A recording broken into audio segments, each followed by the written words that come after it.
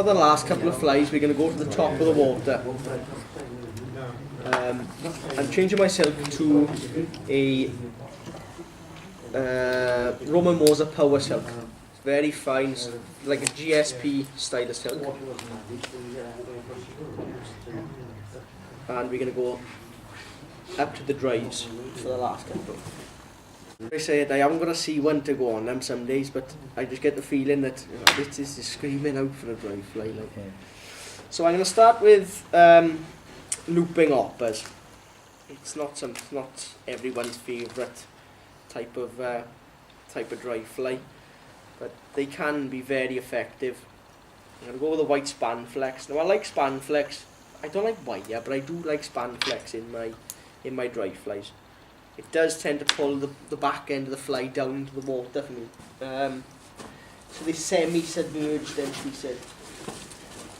We're going to go with, here we go.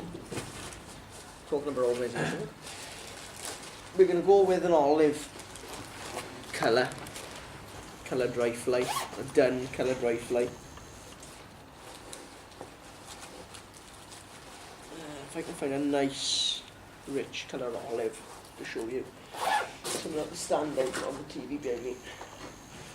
I got loads of dubbing boxes and so on with me.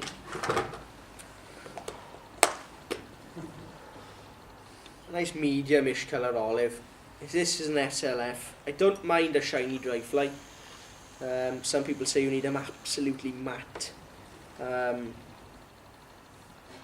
guessing you've all heard about the Midas by now. Have anybody come across that fly yet? No. The Midas. The Midas is a phenomenally good dry fly. It's a crazy looking thing. It's not for the faint of heart. It's how do I explain the Midas? If you think you've got enough dubbing, put another 5 turns on. It's really, really thick. It's honest. It's just a crazy looking thing. And the head of the Midas is actually gold glister. So, look at that.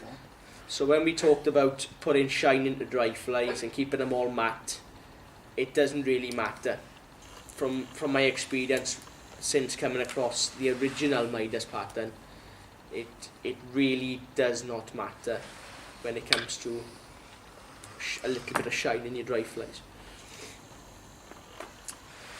So there's my body, just ribbed it through. I've got a little bit of segmentation there, not a massive deal of it. Legs, again, it's a personal preference, underneath, down the sides, over the top. Because I'm sinking the body, I'm happy to put them over the top. I know my body's going to sit in, I will gink my legs up. These legs will get ginked up, so this is effectively my wing to keep my fly on top. This will make sure that my fly doesn't sink, along with my CDC as a wing.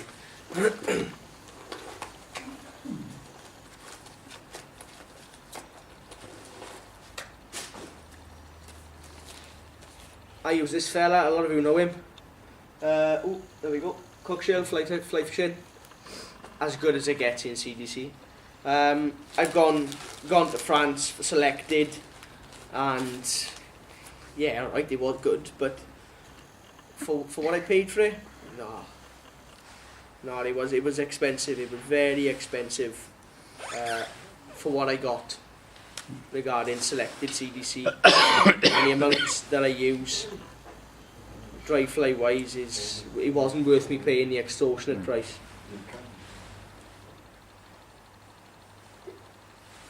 So I'm just going to catch my CDC in, sticking out the back. Different colour thorax, darken the thorax up. Again, I'm onto my opossum. Hayes Earl do the same job. Rabbit pelt. It's not a massive difference. Nice and bushy. Right. Squeeze that back. I'm a little bit too far forward on it. All my stragglers of all my CDC, I'm just going to pinch them all back and catch it in. Now I do like a looping dry fly. People say, "Oh, you're being too posh now." I do like a looping dry fly for a windy day. When I've got a good wave on the water, a looping dry fly does tend to do the job better than just a CDC wing. Again, it could be a personal preference, but I do find the looping does do the job slightly better. You've got the quill in there as well, as buoyancy. Yeah. I'm not a fussy fly player, unless I'm tying some really, really fine dry flies for the river. But I take all the fibre out and I put it all in. Just whack a stem in it. The stem's not going to do no harm. I tie flies to go fishing.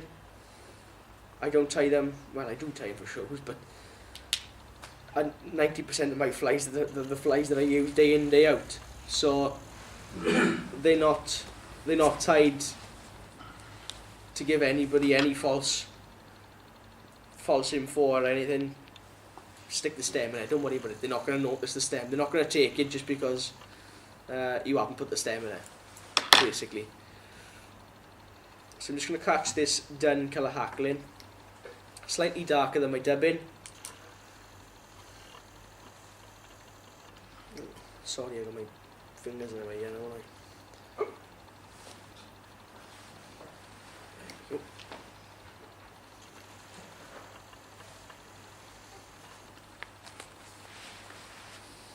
You've got to watch with this silk because you will cut through hackles, you will cut through a lot of material with it. It's super fine, it's very, very strong, but it does have a big habit of if you pull it too tight, you will just chop straight through anything that you were using. Just going to nick that off.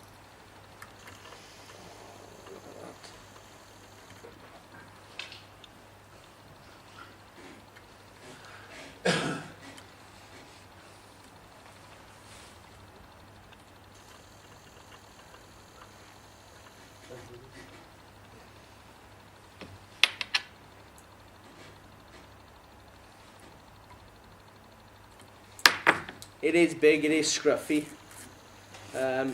It's kind of the way I like dry flies. I don't like little skinny things. I like to try and pull them up if I can.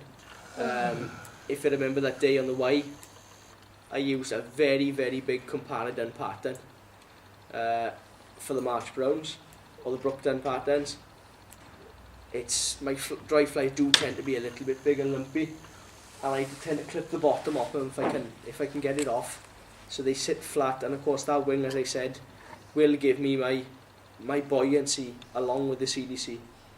Just going to send that round for everybody to have a look at it.